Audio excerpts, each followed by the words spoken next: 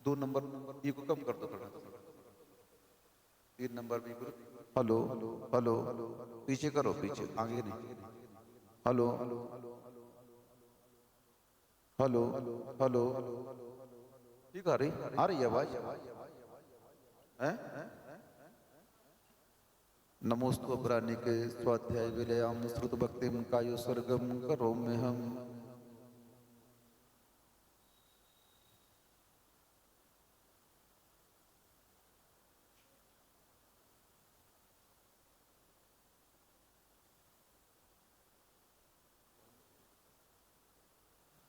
नमो अरिहंताड़म, नमो सिद्धाड़म, नमो आयरियाड़म, नमो उवज्झायाड़म, नमो लोये सभ्य साहुड़म।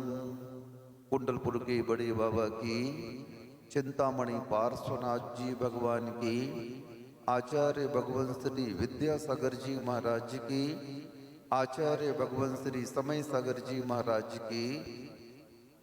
यस, तार आगे कर लो, तो बैठ जाएगी, तार आगे कर लो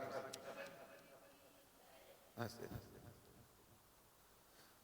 आचार्य श्री के संस्मरण चल रहे हैं। आज हम भी पहली बार जैतपुर गांव में भगवान पार्श्वनाथ भगवान के अक्षयकारी दर्शन करने को मिला। यहाँ पर पत्र क्रमांक 132, परोपकारी जीव हितैषी परम पूज्य आचार्य श्री ज्ञान सागर जी दादा गुरुवर के पावन चरणों में हृदय को विराजमान, पावन चरणों को हृदय में विराजमान कर त्रिकाल नमस्कार करता हूँ।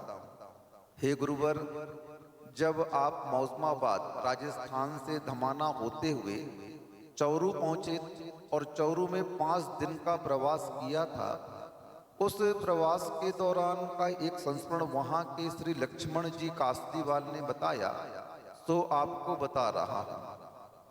चौरू में जैन समाज के लगभग 50 घर थे। शाम को पूरी समाज मंदिर जी में जाती थी और गुरु महाराज की आरती करती थी। उसके बाद मुनि श्री विद्यासागर जी महाराज बच्चों को बाल बोध भाग पढ़ाया करते थे। आचार्य से जब मुनि महाराज थे तब का संस्मरण है राजस्थान का।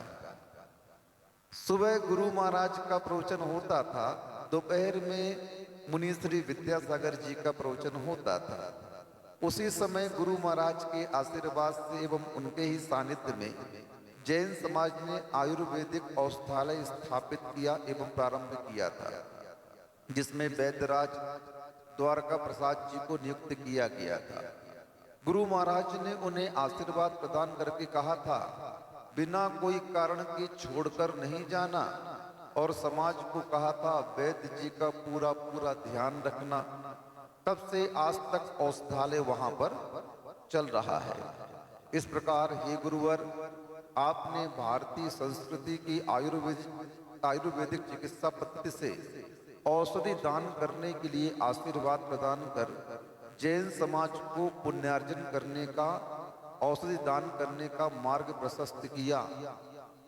आचार्य श्री ने भी जबलपुर में पूर्ण आयु के नाम से आयुर्वेदिक कॉलेज खुलवाया है, ताकि आचार्य श्री भी हमेशा आयुर्वेद औषधि पर ही विश्वास करते थे। हम लोगों के लिए भी कुछ होता तो आयुर्वेद ट्रीटमेंट, गुरुजी कभी भी अंग्रेजी दवाई को पसंद नहीं करते, हमेशा कहते नहीं, वह दवाई है, दवाती है रोग को अंग्रेजी दवाई, और जो औषधि है आयुर्वेद की वह शोधन करती है रोग का, यानी निकालती है बाहर।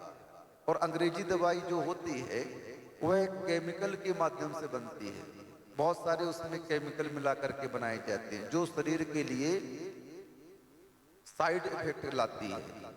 और आयुर्वेद धीरे धीरे जड़ से रोग को समाप्त करती है। आचार्य श्री ने कभी भी किसी भी साधु के लिए अंग्रेजी दवाई का प्रोत्साहन नहीं दिया था। हमेशा आचार्य श्री कहते थे आयुर्वेद पर ही विश्वास करना चाहिए। और स्वयं सबसे पहले आचार्य श्री हम साधुओं को कुछ होता तो आहार बदल देते, हम लोगों का क्या कर देते, आहार बदल दो इनका। गुरु जी हमेशा इस बात को कहते कि आप लोगों की मानसिकता रहती है कि कमजोरी आ जाएगी, नहीं, आहार छोड़ने से कमजोरी नहीं आएगी, रोग कमजोर हो जाएगा। आदमी ये सोचता है कि आहार नहीं करेंगे तो कमजोरी आ जाएगी, ये हो जाएगा, वो हो जाएगा।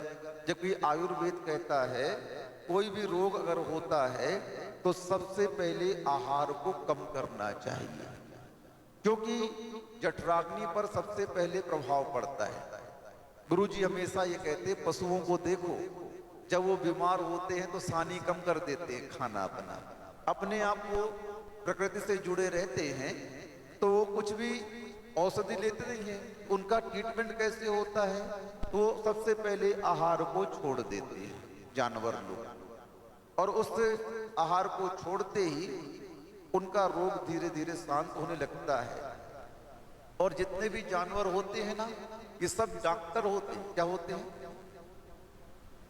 ये अपने हिसाब से जंगल में उन पत्तियों को खा करके इनको ज्ञान रहता है कि हमें अब इस समय कौन सी पत्ती खाना है, और वो जाकर के उन पत्तियों का सेवन करके अपने लिए सुरक्षित कर लेते हैं अपने आप को। एक तो वो बीमार नहीं पड़ते हैं, और बीमार पड़ते हैं तो स्वयं अपनी औषधि को इस प्रकार से कर लेते हैं।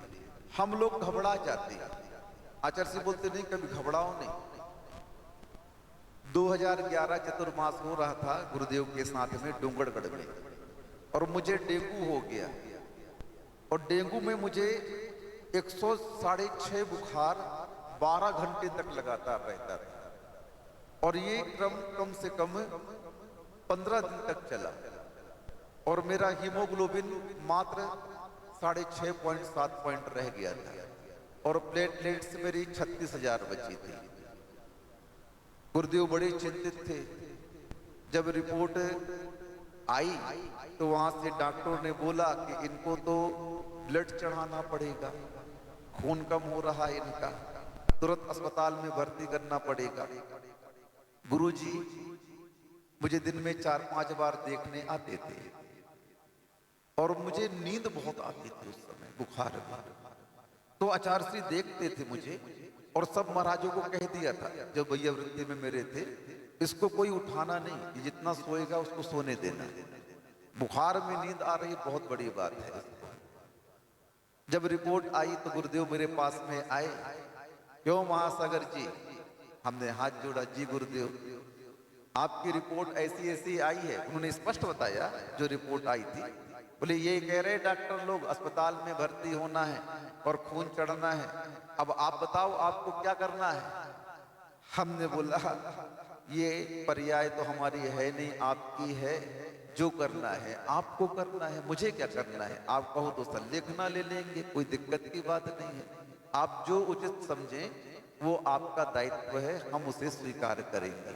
बहुत अच्छा, बहुत अच्छा, गुरुजी कहते हैं। तो फिर हम अपना ट्रीटमेंट शुरू कर रहे हैं आज से। हम बोले जी, हमारा 20 किलो वजन घट गया था। कितना? 20 किलो वजन घट गया था हमारा, और एकदम दुबले हो गए थे, खड़े होने की शक्ति नहीं थी। 4 महाराज जी पकड़ करके आहार कराते थे मुझे। उस दिन आहार में गुरुजी ने परिवर्तन किया। बोले आज कुछ नहीं खाना है तुम्हें, मात्र जल लेकर के आना है, पहले ज्वर को समाप्त करना है। ये जो लगातार ज्वर आ रहा है 12 घंटे तक, इसकी समाप्ति पहले आवश्यक है। बोले तुम कमजोरी से मत घबराना। हम बोले नहीं, आपको जो करना हो हमें स्वीकार है। बोले आज जल लेकर के आना, और 10-12 मुनक्के काली मिर्च वाले उन्हें दिए। बोले अंदर मल फंसा हुआ है आंतों में, उसका निष्कासन जरूरी है पहले। और उन्होंने 3 दिन तक मुझे खाली जल आहार दिया और मुनक्के दिए। उसमें से अंदर जो आंतों में मल था वो निष्कासित हुआ। अब उसके बाद में वो सब देखते रहते थे महाराज लोग हमारी सेवा में जो रहे कि इनकी सोच वगैरह कैसी हो रही। अब 3 दिन के बाद में बोला आज इनको खिचड़ी देना और लौकी देना, बस, और कुछ नहीं देना। और 6-7 दिन तक वही चला। बुखार का क्रम टूटने लगा, कम होने लगा, बुखार भी डाउन हो गया। आचार्य जी बोले कमजोरी से मत घबराना, देखो बस मैं बैठा हूं, चिंता नहीं करना तुम। हम बोले कोई चिंता नहीं। और धीरे धीरे कोई औषधि नहीं चलाई डेंगू की उस बीमारी में मुझे, बस मात्र आहार से कंट्रोल किया गुरुदेव ने, और आहार से ही मुझे ठीक किया।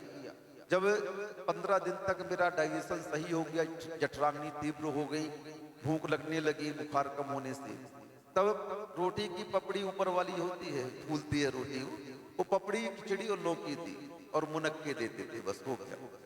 जब अच्छा डाइजेशन हो गया, ठंडी आई तो हमारे दुर्लभ सागर महाराज की ड्यूटी लगी। देखो ये पहलवान है दुर्लभ सागर, इसके लिए अच्छे थोड़ा सा अब गरिष्ठ आहार चलाना है, बहुत कमजोर हो गया है, ठंडी भी आ गई, मौसम बदल गया है, इसको गुड़ के लड्डू और ये वो उन्होंने जो औषधि बनवाई आहार में, वो औषधि चलवाई।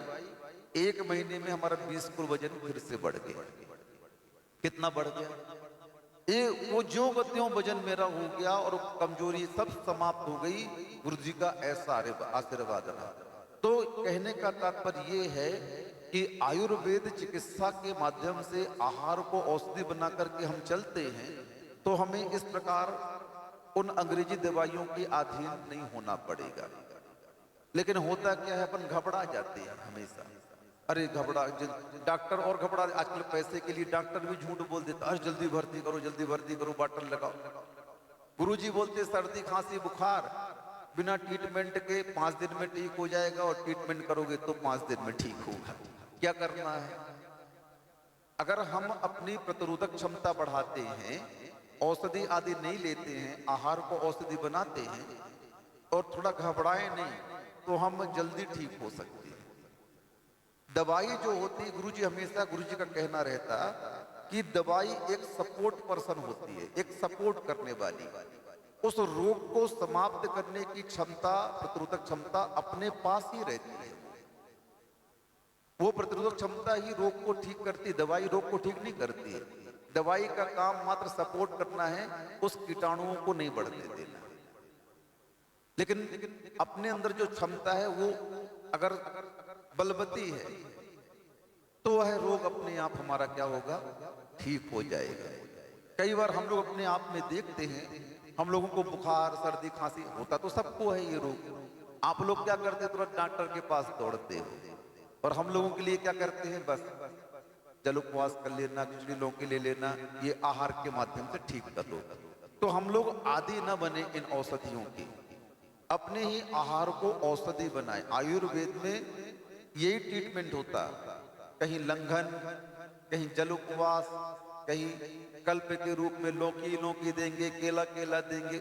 उनकी यहाँ की पद्धति अलग होती है, क्योंकि कोई भी रोग होता है उसका मूल कारण पेट हुआ करता है, और पेट की आंतों में मल का रुक जाना रोग का सबसे बड़ा कारण होता है।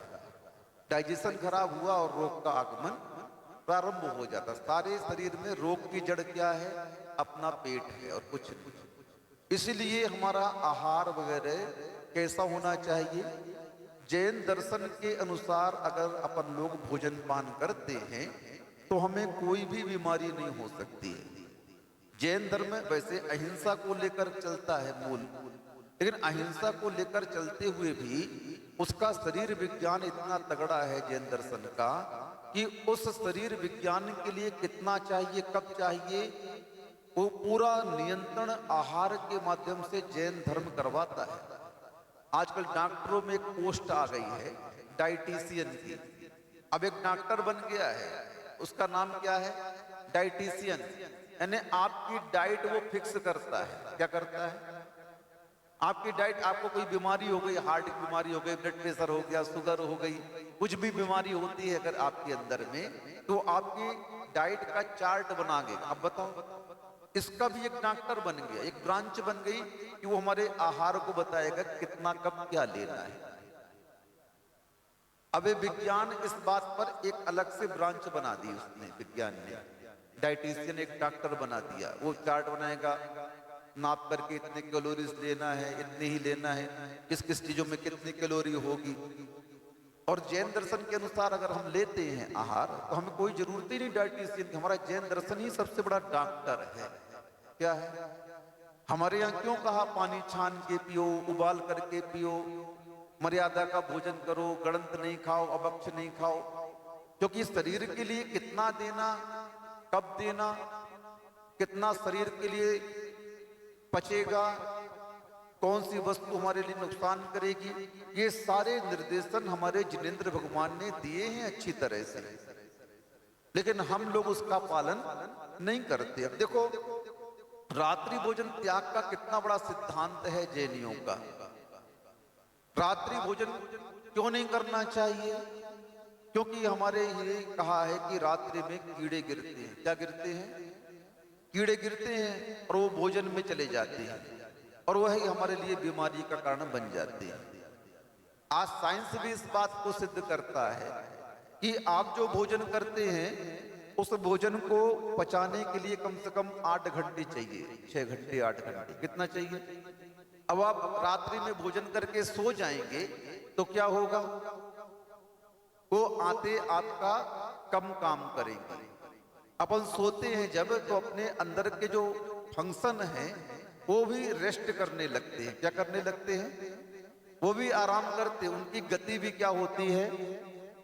कम हो जाती है, और जो अंदर रखा हुआ है पदार्थ वह डाइजेस्ट नहीं हो पाता है। इसीलिए हमें चाहिए कि हम लोग जैन दर्शन का अच्छे से पालन करें।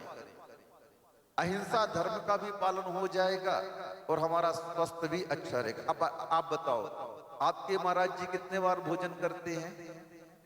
पक्का ना? अब हम बैठे आपके सामने, हमारी उम्र कितनी हो गई है? 53 साल की हो गई है। अब बताओ हम कहां से कमजोर लगते एक बार भोजन करने में? और आप लोग कितने बार खाते हो? अपना चेहरा देखो कैसा है, अपनी शक्ति देखो कैसी है। हम लोग एक टाइम में इतना एक घंटे में हम केसली से तुम्हारे जैतपुर आ गए। कितने घंटे में? ये गाड़ी वाले अभी आ पा रहे हैं, जैतपुर वाले अभी आए, और हम कितनी जल्दी आ गए। क्यों? खाने से शरीर का ज्यादा संबंध नहीं। देखो, जैन दर्शन के अनुसार हम देखते हैं तो खाने से शरीर की शक्ति नहीं बढ़ती है। शरीर की शक्ति बढ़ती है वीर्यान्तराय कर्म के क्षयोपशम से। किससे बनती? शरीर की जो शक्तियां बढ़ती हैं ये अपना एक कर्म है, अंतराय कर्म। उसके 5 भेद हैं, दान लाभ भोग भोग वीर्याणि च। तो वीर्यान्तराय कर्म का क्षयोपशम बढ़ता है जब हमारा, तो अपने आप शक्तियां शरीर की बढ़ती हैं। जितना आप खाओगे एक्सेस अधिक, उससे आपकी शक्तियां कम होंगी, बुद्धिमंद होगी, आलस आएगा, रोग होंगे। क्यों? आप देखो कोई अग्नि जल रही है, उस पर बहुत सारा ईंधन पटक दो तो क्या होगा? वो अग्नि बुझ जाएगी। क्या हो जाएगी? अग्नि क्या हो जाएगी? बुझ जाएगी। क्यों? उसके लिए एयर नहीं मिल रही, हवा नहीं जा रही, उसके लिए भी हवा चाहिए। और हम लोगों के लिए भी यही कहा है, हम लोग को मूलाचार में लिखा है कि ऋतुमान के अनुसार साधुओं को भोजन करना चाहिए। बोले ठंडी में 2 कोने अन्न से भरो पेट के, और 1 कोने जल से भरो, और 1 कोना खाली छोड़ो। 4 कोने होते पेट में। कितने होते हैं? 4 कोनों में कितना लेना? ठंडी में 2 कोने में अन्न भरो, मटेरियल भरो, आइटम भरो, और 1 कोने में क्या भरो? जल भरो, और 1 कोना क्या करो? खाली रखो, एयर के लिए, हाँ हवा के लिए, ताकि वो पच सके आपका भोजन। गर्मी में 1 कोना आप भोजन से भरो और 2 कोने भरो आप पानी से, और 1 कोना खाली रखो। और बरसात में क्या करो? उपवास करो, जठराग्नि मंद रहती है। इसलिए सबसे साधु सबसे ज्यादा उपवास कब करता है? बरसात में बहुत उपवास करते। चतुर्मास की स्थापना हुई और महाराजों के उपवास क्या होते हैं? चालू हो जाते। क्यों? जठराग्नि भी मंद होती है और अच्छी साधना भी हो जाती है। एक बार आचार्य श्री के पास में एक फिल्मी हीरो है, वो राजपाल यादव जी है ना, वो कॉमेडी हीरो है। वो आचार्य श्री के दर्शन करने गए थे, तो बातों बातों में आचार्य श्री से उन्होंने पूछा कि दीर्घ आयु का सूत्र क्या है, हम लंबी उम्र कैसे पा सकते हैं? तो आचार्य श्री ने मुंह माटी में लिखा होगा, तो उन्होंने बताया आधा भोजन दूजा पानी। क्या बोला आचार्य श्री ने? दीर्घ आयु का सूत्र क्या है? आधा भोजन, दूजा पानी, तीजा श्रम, चौथी खुशी। 4 क्रम बताए। आधा भोजन पेट में, और जितना भोजन किया उससे दूना पानी, जितना पानी पिया तीजा श्रम, तिगुना श्रम होना चाहिए उससे। और चौथी खुशी, मस्त रहो, कोई मतलब नहीं, कोई विकल्प नहीं, कोई टेंशन नहीं। ज्यादा संसार को अपने भार नहीं बनाओ तुम अपना, ज्यादा संसार की जिम्मेदारियों को लाद करके मत चलो। कर्तव्य को कर्तव्य के रूप में करोगे तो कभी कोई दिक्कत नहीं आएगी। लेकिन हम लोग कर्तव्य को कर्ता बन करके करते हैं और बस दिन भर कोलू के बैल जैसे संसार के कार्यों में लिप्त रहते हैं। धर्म की बात आती है तो धर्म का हम कितना साथ लेते हैं, कितना साथ देते हैं, देख लो आप लोग। 24 घंटे में हम लोग धर्म पुरुषार्थ कितना करते हैं, और अर्थ और काम पुरुषार्थ में तो पूरा जीवन ही आपका क्या हो जाता है, समाप्त हो जाता है।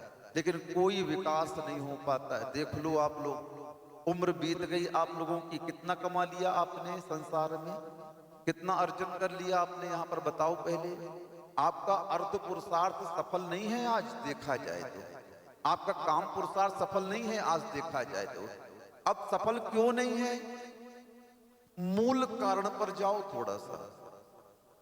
क्योंकि इन पुरुषार्थों की सफल, इधर आओ, इन पुरुषार्थों की सफलता का मूल क्या है? अर्थ पुरुषार्थ और काम पुरुषार्थ सफल कब होता है? जब धर्म पुरुषार्थ सफल होता है। संसार में जितनी भी साधन सुविधाएं आपको चाहिए वो कब मिलेंगी? जब आपका पुण्य होगा तब मिलेंगी। और पुण्य कहां से आएगा? केवली प्रणतम धम्मम शरणम प्रव्रजामि। केवली भगवान के द्वारा जो कहा हुआ धर्म है, उसकी धर्म की शरण में जाओगे, भगवान की भक्ति आराधना पूजा करोगे, श्रावक के 6 आवश्यकों का पालन करोगे, दान करोगे, पूजा करोगे, स्वाध्याय करोगे, उसके माध्यम से ही पुण्य का अर्जन होता है। और उसी पुण्य के माध्यम से संसार के भोग भी मिलते हैं, और उसी पुण्य के माध्यम से हम मोक्ष मार्ग में आगे बढ़ पाते हैं। बिना पुण्य के न संसार के भोग मिलेंगे और ना ही मोक्ष मार्ग हमारा सफल हो पाएगा। यहां तक कह दिया कि पापी भी जो पाप करता है, उस पापी के पाप की सफलता का आधार भी पुण्य है। क्या है? चोर चोरी करने गया, सफल कब होगा? बताओ ना पहले। अगर पुण्य नहीं है तो पकड़ा जाएगा, बस समझ गए आप। यानी कितना बड़ा सिद्धांत है कि पापी के पाप की सफलता का भी मूल क्या है? पुण्य है। इसीलिए गुरुदेव हमेशा कहते कि कभी भी कुछ संग्रह करना है संसार में तो पुण्य का संग्रह करो। किसका संग्रह करो? और पुण्य का संग्रह कैसे होगा? दान, पूजा, स्वाध्याय, संयम, जो 6 आवश्यक श्रावक के कहे गए हैं उनको पूरा करो। आप नहीं करते हो, यही तो आपकी कमजोरी है। बच्चों को नहीं भेजते हो, स्वयं भगवान का अभिषेक पूजन करने नहीं आते हो आप लोग, और संसार के कार्यों में लगे रहते हो। निष्कर्ष क्या निकला, फल क्या निकला? संसार का पुरुषार्थ तुम्हारा कितना विकास किया तुमने देखो तो थोड़ा सा। वहीं के वहीं हो। क्या है? राजा बन गए क्या तुम कहीं के? जमींदार बन गए क्या? जिंदगी भर इतना पुरुषार्थ किया, बताओ। पूरे जीवन भर का निष्कर्ष देखते हैं तो 1-2 मकान हो गए तुम्हारे, ज्यादा से ज्यादा। खेती बाड़ी होगी तो 2-4 एकड़ खेती और जोड़ ली होगी तुमने उसमें, और क्या कर ली होगी? 10 एकड़ जोड़ ली होगी, 1-2 करोड़ के मालिक हो गए होगे। इसी में पूरा जीवन संतुष्टि के साथ गुजर गया। बहुत कमा लिया, बहुत कमा लिया, अच्छी दुकान चल रही, 10,000 रुपये रोज की बिक्री है, 20,000 रोज की बिक्री है, उसमें तुमने अपने आप को संतुष्ट कर दिया। क्या कर लिया? तुम्हारा पुण्य इतना ही मात्र। क्यों? पूरे जीवन भर अर्थ पुरुषार्थ किया, और जब अर्थ पुरुषार्थ की उस संपत्ति को देखते हैं, फल को देखते हैं, तो तुम्हारे पास कुछ भी नहीं आ रहा है हाथ में। बस मजदूरों की जैसे मजदूरी मिली और तुम जीवन यापन करके संसार से निकल गए और अगली पर्याय तुमने बिगाड़ ली अपनी। क्या कर ली? इस पर्याय में भी बड़ा संघर्ष से जीवन जिया। अरे महाराज, बड़ा संघर्षपूर्ण जीवन रहा। गृहस्थ आश्रम में बहुत संघर्ष किया, बहुत अभाव देखा, बहुत ये देखा, बहुत वो देखा। आप लोगों के मुख से मात्र इतना ही सुनते हैं जब आप लोग हमारे पास में बैठते हो, तो यही तो सुनाते हो बैठ करके। क्या कभी आज तक आप लोगों ने ये नहीं कहा आकर के, महाराज बहुत अच्छी कमाई हुई और भाव हो रहा है कि इतना दान कहाँ कर दूं, बल्कि आकर के क्या बताओगे? जैसे सरकार होती है ना, हमेशा घाटे का बजट बताती है, कभी फायदे का बजट सरकार नहीं बताती, घाटे का बजट प्रस्तुत करती है। ऐसे ही आप लोगों का एक नियम सा हो गया है, स्वभाव सा हो गया है, जब कभी भी आओगे तो क्या बताओगे? वेदना, दुख, तकलीफ, कहीं शरीर की तकलीफ बताओगे, कहीं बच्चे बच्चियों की तकलीफ बताओगे। दुखों के अलावा कुछ भी तुम वर्णन नहीं करते देवगुरु शास्त्र के पास आकर के। कभी आपने सुख शेयर किया भगवान से? क्या बताओ पहले? कभी आकर बोला भगवान से, भगवान आज आपकी कृपा से मुझे इतना फायदा हुआ, उस फायदे से मैं इतना % आपको देता हूं? कभी बोला आकर के भगवान के पास? क्या किसने बोला बताओ? एक अच्छा कोई हाथ खड़ा कर दे। फायदा हुआ तो हमारा हुआ और नुकसान हुआ तो भगवान कैसो कर रहे तुम हमारे साथ में? तुमने भगवान के साथ कैसा किया बताओ पहले? तुमने कहां तक रिश्तेदारी निभाई भगवान से? बताओ कितना तुमने संबंध निभाया भगवान के साथ में? बोलो पहले। 5 मिनट मूड पटक करके चले गए, 9 बार नमोकार मंत्र पढ़ा, एक मुट्ठी चावल चढ़ा दिया, बस एक मुट्ठी चावल का फल तुम्हें दे दिया, थोड़ी संपदा दे दी, नाम दे दिया, वो एक मुट्ठी चावल का फल है तुम्हारे लिए, बस और कुछ नहीं। और चाहिए तो देखो ना, चक्रवर्ती कौन बनता है? महापुरुषों के उन पदों पर कौन बैठता है? जो धर्म पुरुषार्थ को महत्व देता है, उस धर्म पुरुषार्थ को ही करता रहता है, उसे अर्थ और काम की इच्छा नहीं होती है। अर्थ और काम तो घास फूस की तरह कहा गया हमारे यहाँ। क्या कहा गया? किसान किसके लिए खेती करता है? अन्न के लिए। घास फूस तो उसको वैसे ही प्राप्त हो जाता है। ऐसे ही जो सम्यक दृष्टि होते हैं वो धर्म पुरुषार्थ को करते हैं, और उस धर्म पुरुषार्थ के महात्म से उन्हें अर्थ और काम तो यूं ही मिल जाते हैं। अब बताओ पहले, चक्रवर्ती कौन सा अर्थ पुरुषार्थ करता है? कुछ करता है क्या अर्थ पुरुषार्थ? कौन सा काम पुरुषार्थ करता है? ये नियोग है। जितने भी चक्रवर्ती बनेंगे उनकी कितनी रानियां होंगी? 96,000 रानियां होंगी। ये नियोग रख दिया, उनको कुछ नहीं करना, वो तो मिलेंगी मिलेंगी। सठखंड उनके अधीन होगा। क्या होगा? सठखंड की पृथ्वी किसके अधीन होगी? चक्रवर्ती के। नियोग है ये, उससे कोई पुरुषार्थ नहीं करना पड़ता है। उस पद में बैठते ही ये सारे नियोग पुण्य के उदय से उसे प्राप्त होते हैं। और तुम लोग को 2-2 पैसे के लिए पुरुषार्थ करना पड़ता है। भिखारी जैसे जीवन है तुम्हारा। कैसा है? इतना क्षीण पुण्य लेकर के आए हो, जैन कुल में तो आ गए हो, लेकिन जैन कुल में आने के बाद तुम्हारा धर्म पुरुषार्थ इतना कमजोर है कि 2-2 रुपए के लिए तुम्हें दूसरे का मुंह देखना पड़ता है। दिन भर लगे रहना पड़ता है। नून तेल लकड़ी जीरा धनिया मेथी मक्का ज्वार बेचने पड़ते तुम्हें दिन भर।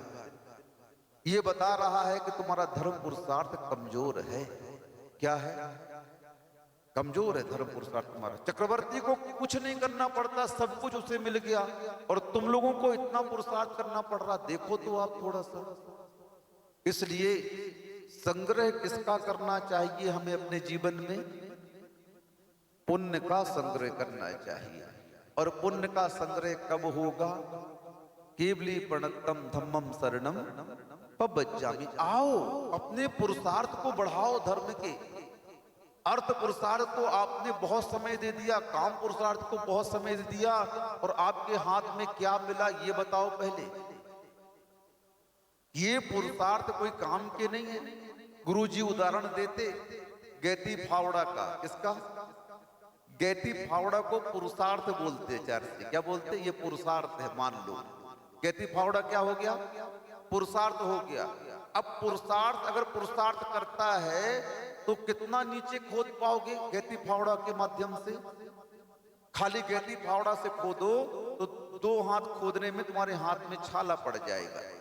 और जैसे ही उस कहती फावड़ा में पुण्य की बेंत लगा दो, क्या लगा दो? बेंत क्या हो गई उसमें?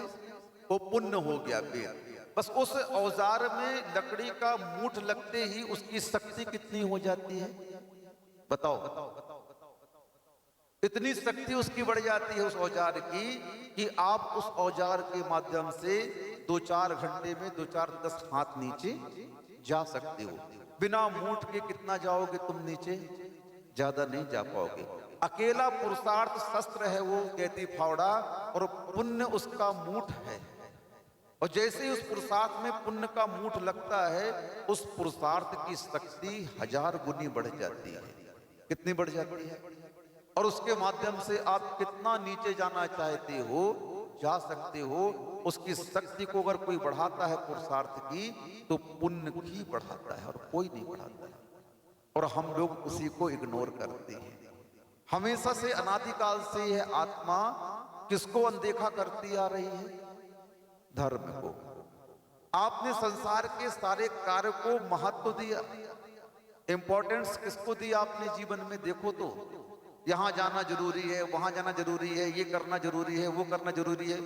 मात्र पूजन करना जरूरी नहीं है, भगवान की भक्ति करना जरूरी नहीं है, स्वाध्याय करना जरूरी नहीं है, अभिषेक करना जरूरी नहीं है।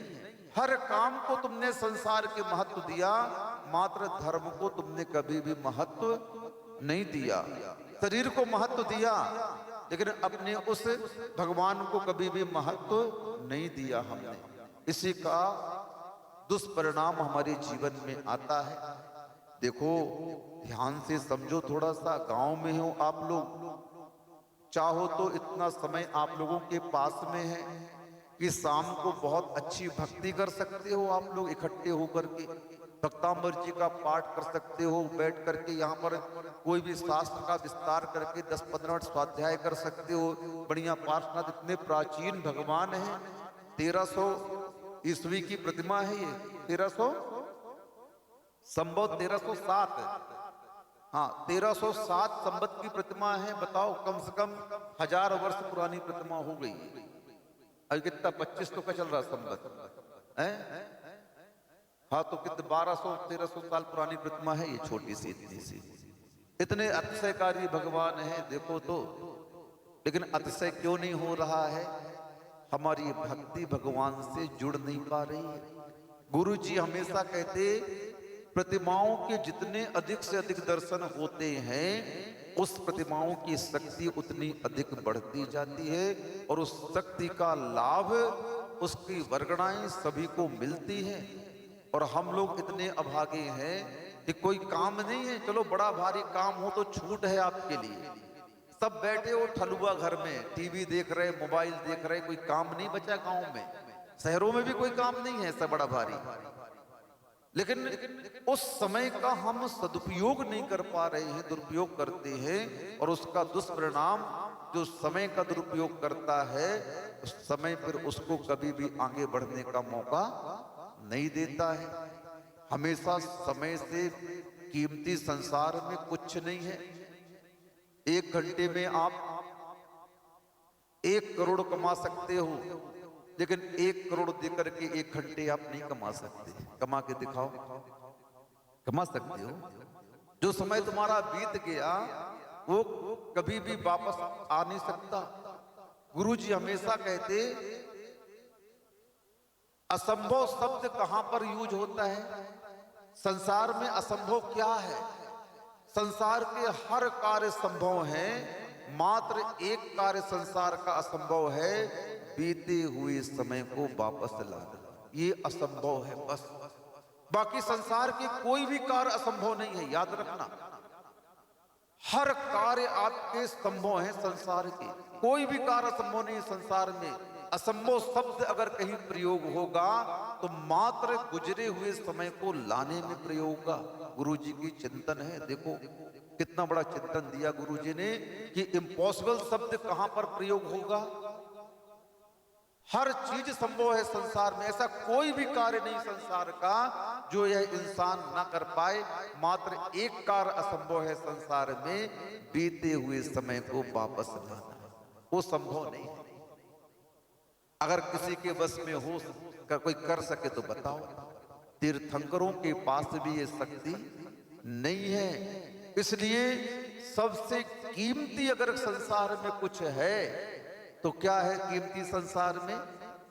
अपना ये समय है और कुछ नहीं। इस समय को अगर तुमने खो दिया तो तुमने सब कुछ खो दिया। क्या कर दिया? सब कुछ खो दिया तुमने, कुछ नहीं बचा तुम्हारे पास। इसलिए एक एक पल ये समय निकलता जा रहा है। और किसमें निकल रहा है ये समय? नीचे देख के थोड़ा सा, समय किसमें निकल रहा है? व्यर्थ के कामों में निकल रहा है।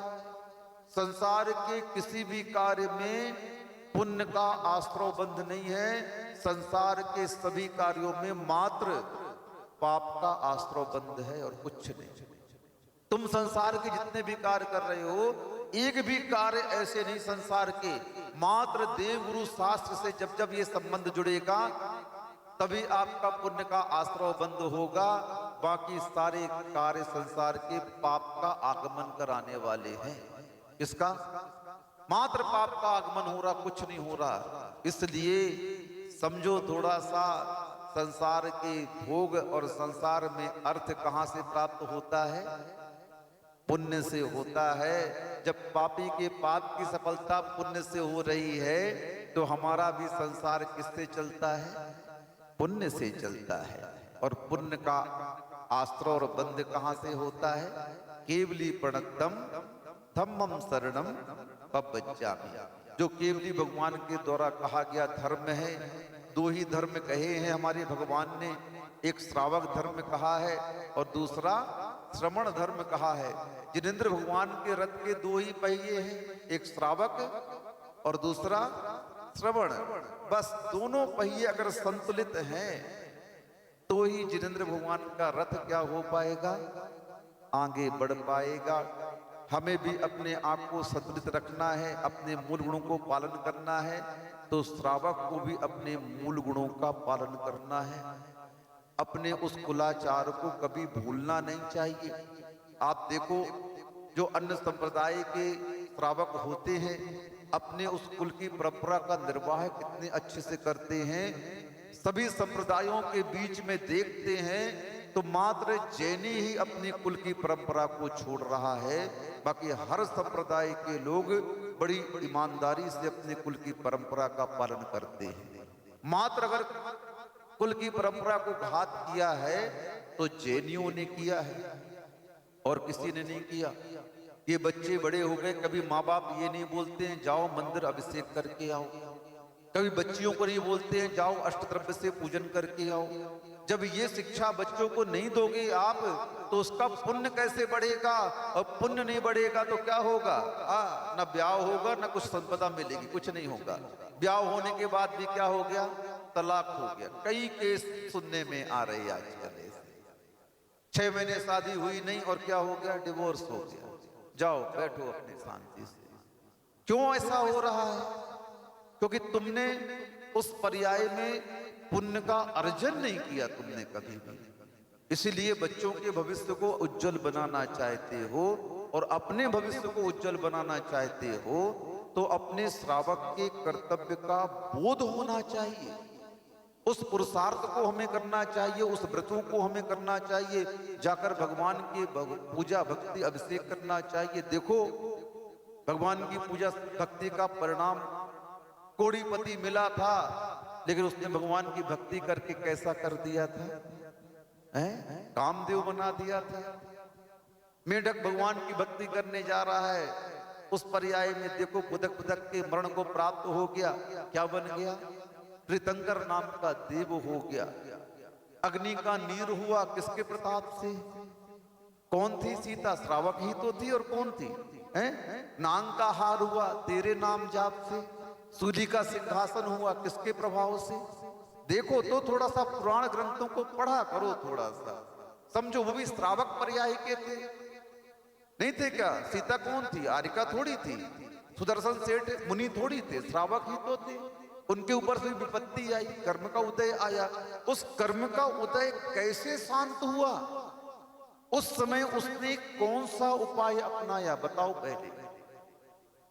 भगवान की भक्ति का। नहीं, कुछ भी हो जाए, कर्म का नाश अगर जब कभी भी होगा तो प्रभु की भक्ति से ही होगा, प्रभु के नाम जाप से ही होगा, और कोई दूसरा उपाय हमारे यहां है ही नहीं। आप कितना भी उपाय कर लो, क्या करोगे? असाता वेदनी जीवन में आई है, तो असाता को साता में बदलना है, तो क्या करोगे बताओ पहले हमें। डॉक्टर तो खूब दवाई दे रहा है, लेकिन रोग ठीक नहीं हो रहा। क्यों? कर्म सिद्धांत क्या कहता है? असाता है अभी। जब तक साता की उदीर्णा नहीं होती है तब तक औषधि काम में नहीं आएगी। साता की उदीर्णा कब होगी? पुण्य का जब सद्भाव होगा तब साता की उदीर्णा होगी, और तब वह औषधि काम करेगी। ये लक्षण है, ये थर्मामीटर है। विपत्तियां, रोग आदि हमारे लिए, असफलता आदि थर्मामीटर हैं। ये बताती है कि तुम्हारे जीवन से, तुम्हारी सत्ता से पुण्य का अनुभाग शक्ति क्षीण हो गई है। जब कभी भी असफलता होती है हमारे जीवन में, रोग आदि आते हैं, अभाव आदि होता है जीवन में, वियोग आदि होता है, ये सब लक्षण के रूप में है। इसको पहचानो आप लोग। बुखार आता है तो किससे नापते हो? थर्मामीटर से नापते हो। बताता है क्या हो गया, ये लाल से ऊपर हो गया। किससे हो गया? 98 से ऊपर गया तो क्या हो गया? खतरा है। 102 के ऊपर गया तो और खतरा है, 4 के ऊपर गया तो और खतरा है। वो थर्मामीटर क्या बताता है? खतरे का निशान है, खतरा बताता है। वो लक्षण क्या बोल रहा? अच्छा लक्षण नहीं है। फिर आप क्या करते हो? थर्मामीटर से नाप लिया, उसने लक्षण बता दिया रोग का, फिर आप क्या करोगे? डॉक्टर के पास जाओगे, वो बोलेगा जाओ लैब में जाकर के चेक कराओ, वहां से रिजल्ट आया इस प्रकार का बुखार है। लक्षण देख करके उसने औषधियां लिखी और क्या कहा? रेस्ट करना, मेहनत नहीं करना, ज्यादा आराम करना, और ये औषधि दिन में 3 बार खाना, और साथ में ये परहेज करना। अब बताओ, डॉक्टर ने प्रिस्क्रिप्शन लिख दिया कि ये औषधि दिन में 3 बार खानी है और ये परहेज करना है। अब आप उस प्रिस्क्रिप्शन को नहीं मानते हो तो आपका रोग दूर हो सकता है क्या? नहीं हो सकता ना। डॉक्टर के निर्देश का पालन करना आवश्यक है, और नहीं पालन करोगे तो आपका रोग और बढ़ता जाएगा। ऐसे ही जिनेंद्र भगवान के उपदेश को पालन करना आपका कर्तव्य है।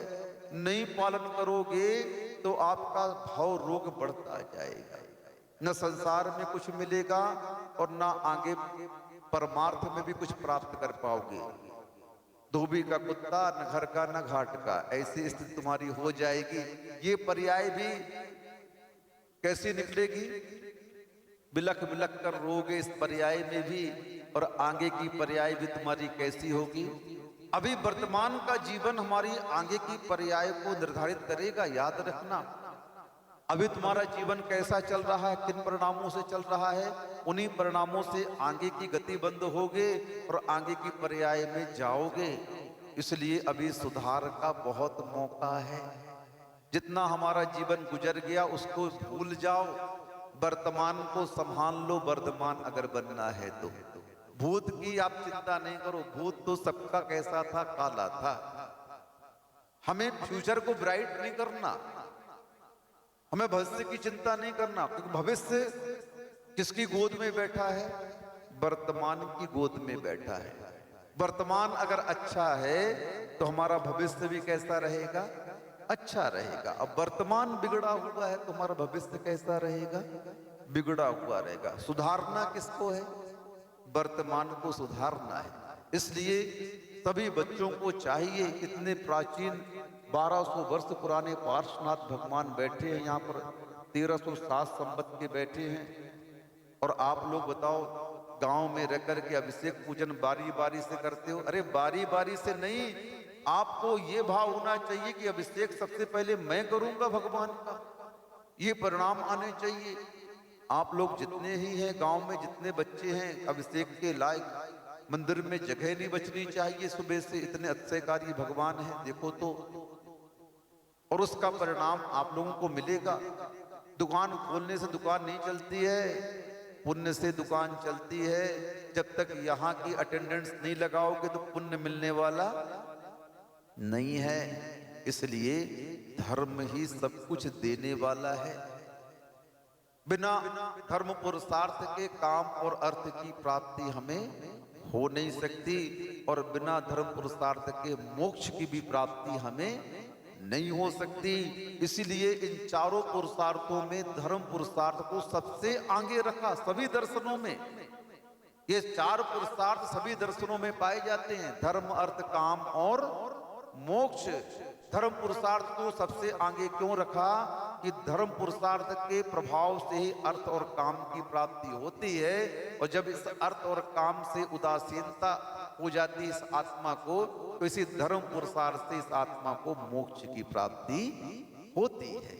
इसलिए बीज राख फल भोग वे, ज्यों किसान जग माही, त्यों चक्री नृप सुख करें, धर्म विसारे नाहि। चक्रवर्ती होकर के वो धर्म को नहीं भूलता है। वो जानता है कि मैं यहाँ पर बैठा हूं तो किसके प्रभाव से बैठा हूं? धर्म के प्रभाव से। उस चक्रवर्ती के पद पर बैठ करके जो धर्म को भूल जाता है, उस चक्रवर्ती को भी धर्म के अभाव में नरक जाना पड़ता है। 2 चक्रवर्ती नरक गए हमारे यहाँ। कितने? हाँ, ब्रह्मदत्त और शुभौम चक्रवर्ती नरक गए। क्यों गए नरक? क्योंकि उन्होंने धर्म को छोड़ दिया, धर्म को भूल गए।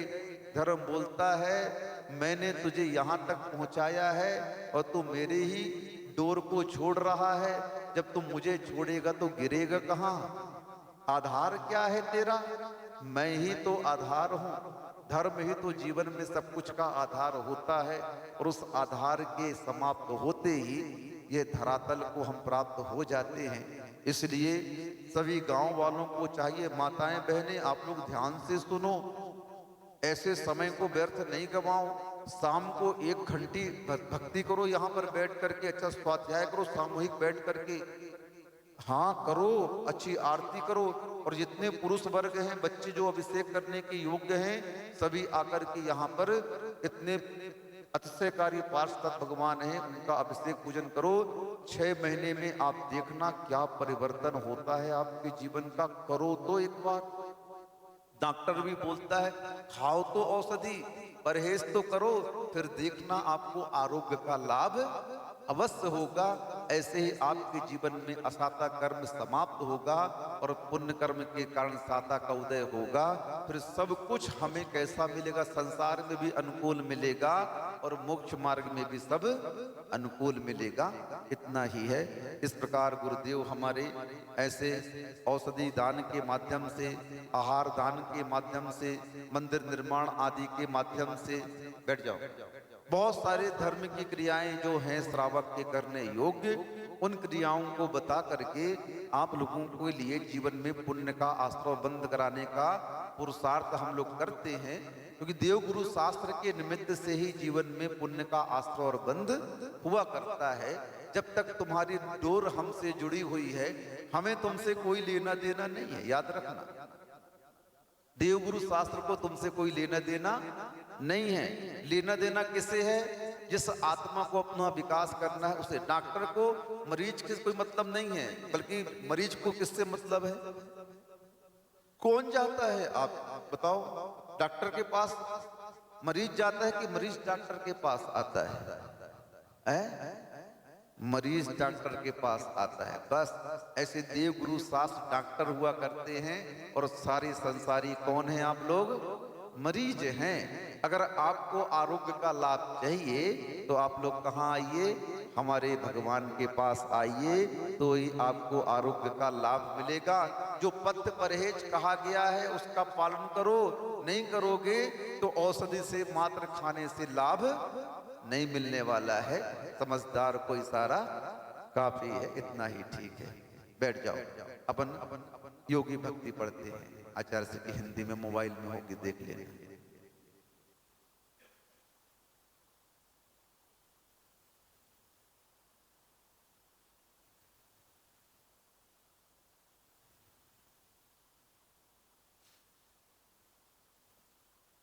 नरक पतन से भीत हुए हैं, जागृत मति है मतित हुए। जन्म मरण में सत सत रोगों से पीड़ित हैं व्यतीत हुए। बिजली बादल सम वैभव है, चल बुध बुध सम जीवन है। यों चिंतन कर प्रसम है, तुम मुनि वन में काटे जीवन है। गोप्ति समिति व्रत से संयुत जो, मन शिव सुख की ओर रहा। मोह भाव के प्रबल पवन से, जिनका मन ना डोल रहा। कभी ध्यान में लगे हुए तो श्रुत मंथन में लीन, कभी कर्म मलों को धोना है सो तप करते स्वाधीन सुधी। रवि किरणों से तपी शिला पर सहज विराजे मुनि जन है। विधि बंधन को ढीले करते, जिनका मट मैला तन है। गिरि पर चढ़ दिन करके अब मुख मुख करते हैं तप तपते। ममस मत्सर मान रहित हो, बने दिगंबर पथ नपते। दिवस रहा हो रात रही हो, बोधामृत का पान करें। क्षमा नीर से सिंचित जिनका, पुण्य काय छविमान अरे। धरें छत्र संतोष भाव के, सहज छाव का दान करें। यूं सहते मुनि तीव्र ताप को, ज्ञानोदय गुण गान करें। मोर कंठिया अली सम काले, इंद्र धनुष युत बादल हैं। गरजे बरसे बिजली तड़के, झंझा चलती शीतल है। गगन दशा को देख निशा में, और तपोधन तरुतल में। रहते सहते कहते कुछ ना, बीती नहीं मानस तल में। वर्षा ऋतु में जल की धारा, मानो बाणों की वर्षा। चरित चलित से फिर भी कब हो, करते जाते संघर्षा। वीर रहे नरसिंह रहे, मुनि पर सहर पुको घात रहे। किंतु सदा भव भीत रहे हैं, इनके पद में मात रहे। अविरल हिमकण चल से जिनकी, काय कांत ही चली गई।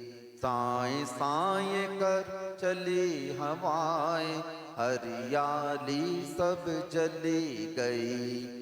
शिशिर तो सारी घनी निशा को, व्यतीत करते श्रमण यहाँ। और ओढ़ते धरती कंबल है, गगन तले भूषयन आहा।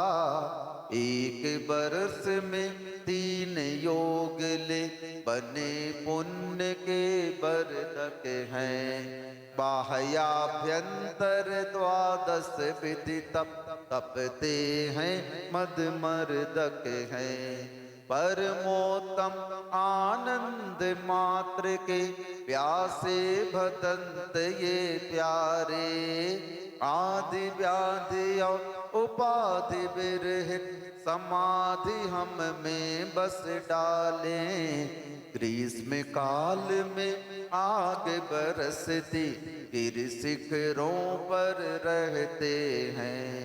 वर्षा ऋतु में कठिन परिसर तरुतल रह कर सहते हैं। तथा शिशिर हेमंत काल में बाहर भू पर सोते हैं। वंद साधु ये बंधन करता दुर्लभ दर्शन होते हैं। योगीश्वर सद भक्ति का करके कायो सर। आलोचन उसका करूं ले प्रभु तब संसर। अर्ध सहित दो द्वीप तथा दो सागर का विस्तार जहां। कर्म भूमियां 15 जिनमें संतों का संचार रहा। वृक्ष मूल या प्राविकाश आतापन का योग धरे।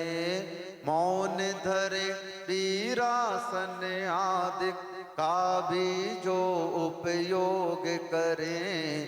पीला तीला चौला छहला पक्ष मास 6 मास तथा। मौन रहे उपवास करे हैं करे न तन की दास कथा। भाव भक्ति से चाव शक्ति से निर्मल कर कर निज मन को। बंदो पूजो अर्चन कर लूं नमन करूं इन मुनि जन को। कष्ट दूर हो कर्म चूर हो बोधि लाभ हो सदगति हो। वीर मरण हो जिन पद मुझको मिले सामने सन्मति हो। गायो साहिब।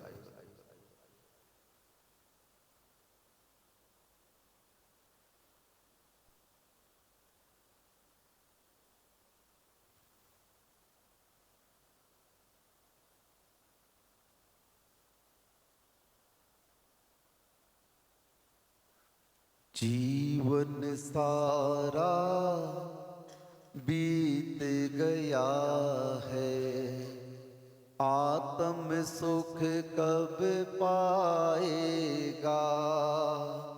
जीवन सारा बीत गया है आत्म सुख कब पाएगा। विषयों में तू लिप्त रहा तो अंत समय पछताएगा। जीवन सारा बीत गया है आत्म सुख कब पाए। खेल खेल में बचपन बीता भोगे भोगे जवानी में। खेल खेल में बचपन बीता भोगे भोगे जवानी में।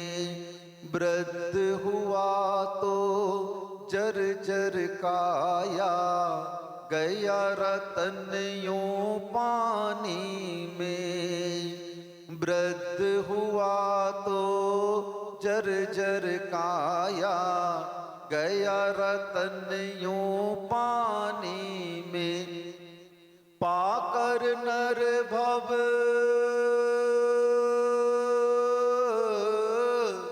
पाकर नर भव किया न कुछ भी आगे क्या कर पाएगा। जीवन सारा बीत गया है आत्म सुख कब पाएगा, विषयों में तू लिप्त रहा तो अंत समय पछताएगा। जीवन सारा बीत गया है, आत्म सुख कब पाए। राम गए हैं लक्ष्मण, तू फिर क्यों नहीं जाएगा। राम गए हैं लक्ष्मण, तू फिर क्यों नहीं जाएगा। नहीं रहे हैं कौरव पांडव, तू कैसे रह पाएगा। नहीं रहे हैं कौरव पांडव, तू कैसे रह पाएगा। काल बलि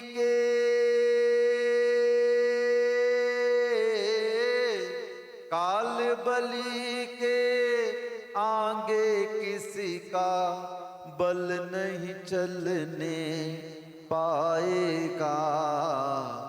जीवन सारा बीत गया है, आत्म सुख कब पाए। विषयों में तू लिप्त रहा तो अंत समय पछताएगा। जीवन सारा बीत गया है, आत्म सुख कब पाए।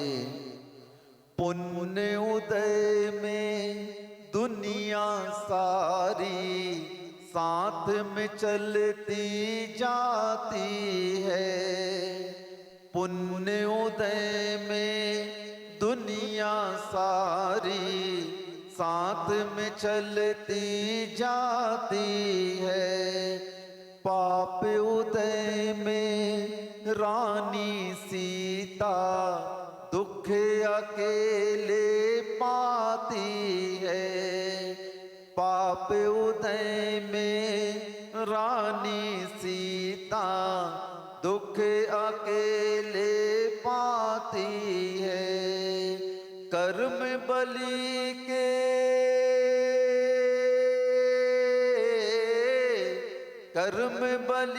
के आगे किसी का बल नहीं चलने पाएगा।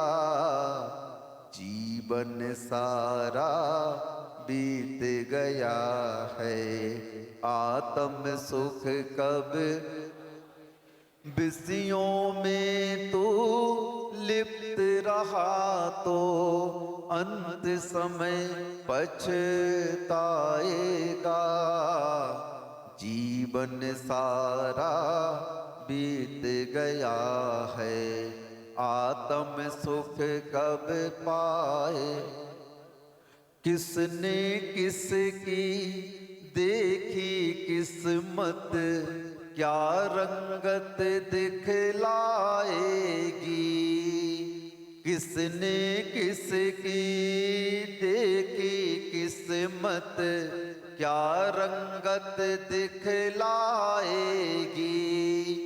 एक रात में इतिहास बदल कर राम को वन ले जाएगी। एक रात में इतिहास बदल कर राम को वन ले जाएगी। हरि बिहारे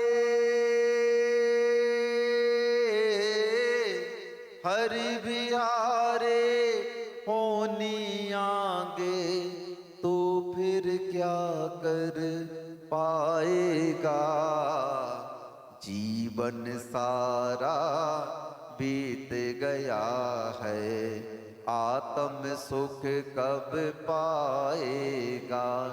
विषयों में तो लिप्त रहा तो अंत समय पछताएगा।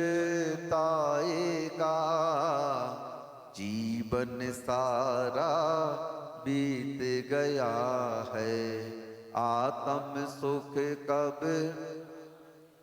जन्मे मरे अकेला चेतन, इकला दुख सुख भोगे रे। जन्मे मरे अकेला चेतन, इकला दुख सुख भोगे रे। रिश्ते नाते रहे देखते, चिता अकेली सोवे रे।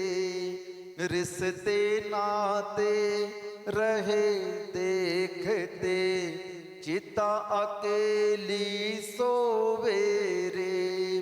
साथ में जलने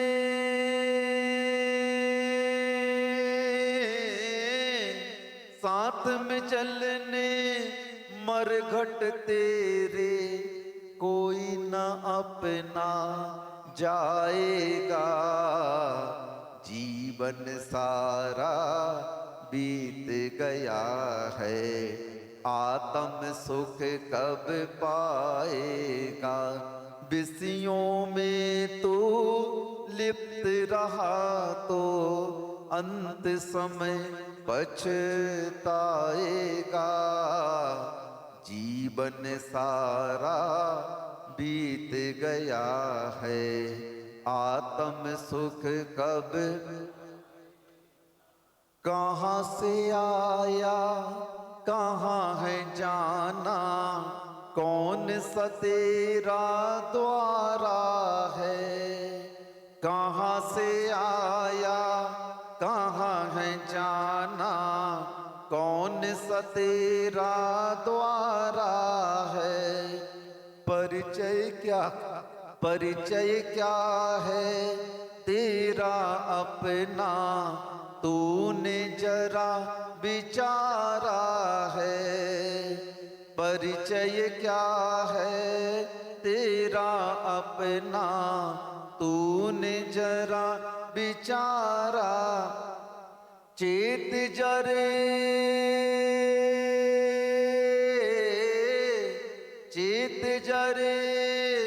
ओ मुसाफिर, पल में सब छिन जाएगा। जीवन सारा बीत गया है, आत्म सुख कब पाएगा। विषयों में तो लिप्त रहा तो अंत समय पछताएगा। जीवन सारा बीत गया है, आत्म सुख कब पाएगा। बोधि समाधि परिणाम शुद्धि स्वात्मोपलब्धि शिव सौख्य सिद्धि, चिंतामणिम चिंतित वस्तु दाने, त्वाम बंद मानस्य ममास्तु देवी। 9 बार नमस्कार मंत्र का जाप।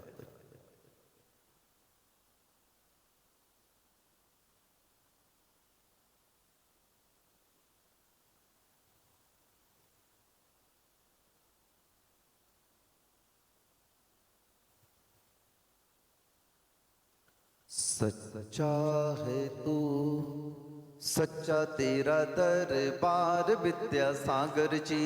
सच्चा है तो सच्चा तेरा दरबार समय सागर जी।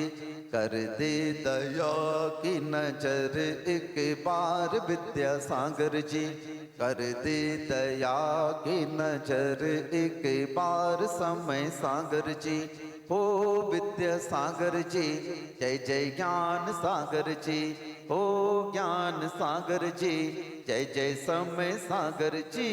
सच्चा है तू सच्चा तेरा दरबार,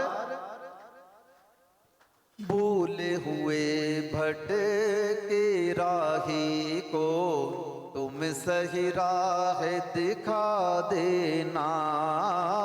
भूले हुए भटके राही को तुम सही राह दिखा देना, प्रेम की ज्योति जला हर दिल में, नफरत को तू मिटा देना, प्रेम की ज्योति जला हर दिल में, नफरत को तू मिटा देना। तुम प्यारे गुरुवर सारा जग तेरा परिवार विद्यासागर जी, तुम प्यारे गुरुवर सारा जग तेरा परिवार समय सागर जी, हो विद्यासागर जी जय जय ज्ञान सागर जी, हो ज्ञान सागर जी जय जय समय सागर जी। सच्चा है तू सच्चा तेरा दरबार, तेरी दया की बूंद से गुरुवर ममता का सागर बने, तेरी दया की बूंद से गुरुवर ममता का सागर बने, कंकड़ पत्थर छूकर तुमको माणिक और मोती बने, कंकड़ पत्थर छूकर तुमको माणिक और मोती बने। युग युग तेरी पूजा करे संसार विद्यासागर जी, युग युग तेरी पूजा करे संसार समय सागर जी, हो विद्यासागर जी जय जय ज्ञान सागर जी, हो ज्ञान सागर जी जय जय समय सागर जी। सच्चा है तू सच्चा तेरा दरबार विद्यासागर जी, क्या गम है कैसी उलझन है, सिर पर तेरा हाथ है, क्या गम है कैसी उलझन है, सिर पर तेरा हाथ है, हर सुख में हर संकट में गुरु वर तू हमारे साथ है, हर सुख में हर संकट में गुरु वर तू हमारे पास है। तुम प्यारे गुरुवर सारा जग तेरा परिवार विद्यासागर जी, तुम प्यारे गुरुवर सारा जग तेरा परिवार समय सागर जी, हो विद्यासागर जी जय जय ज्ञान सागर जी, हो ज्ञान सागर जी जय जय समय सागर जी। सच्चा है तू सच्चा तेरा दरबार, एक दो नहीं लाखों तेरे द्वारे आए बना कर टोलियां, एक दो नहीं लाखों तेरे द्वारे आए बना कर टोलियां, अपनी जुबां खोले बिन गुरुवर ले गए भर भर झोलियां, अपनी जुबां खोले बिन गुरुवर ले गए भर भर झोलियां। जन जन पर है तेरा बड़ा उपकार विद्यासागर जी, जन जन पर है तेरा बड़ा उपकार समय सागर जी, हो विद्यासागर जी जय जय ज्ञान सागर जी, हो ज्ञान सागर जी जय जय समय सागर जी। सच्चा है तू सच्चा तेरा दरबार, कर दे दया की नजर एक बार विद्यासागर जी, कर दे दया की नजर एक बार समय सागर जी, हो विद्यासागर जी जय जय ज्ञान सागर जी, हो ज्ञान सागर जी जय जय समय सागर जी जय जय ज्ञान सागर जी, जय जय विद्यासागर